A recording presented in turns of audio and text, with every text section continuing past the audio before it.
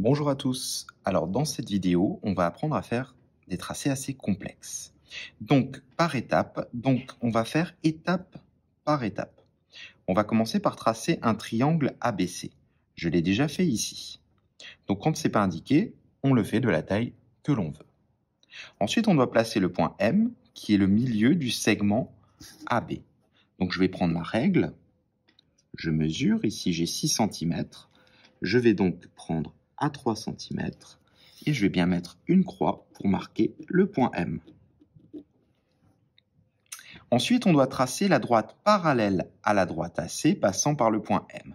Alors, il faut décortiquer ça. Donc, je dois faire une droite qui est parallèle. Donc, quand je vois droite parallèle, je dois penser à l'équerre. Je commence par poser l'équerre. Parallèle à la droite AC, ça veut dire que je vais poser mon équerre sur la droite AC.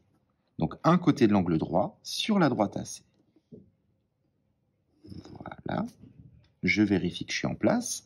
Je place ma règle contre mon équerre et elle doit passer par le point M.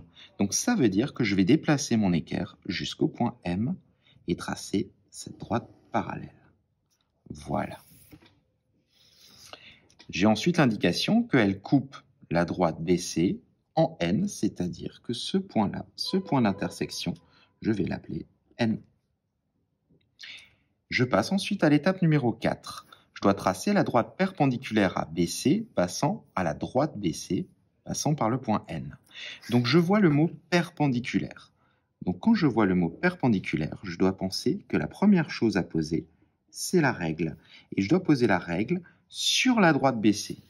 Donc je vais prendre ma règle, je vais la poser sur la droite BC, je vérifie que je suis en place, je pose ensuite mon équerre et ça doit passer par le point N.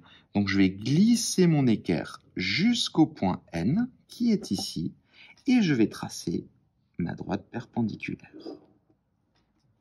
J'enlève mes instruments, je prolonge ma perpendiculaire, je n'oublie pas le codage et je termine ma construction en lisant qu'elle coupe la droite AC en haut. Donc le point d'intersection entre cette droite et le segment AC sera le point O. Voilà. Vous savez maintenant comment tracer des droites perpendiculaires et parallèles dans des situations complexes. Donc dès que je vois parallèle, je commence par poser mon équerre. Quand je vois perpendiculaire, je commence par placer ma règle. Voilà, je vous dis à bientôt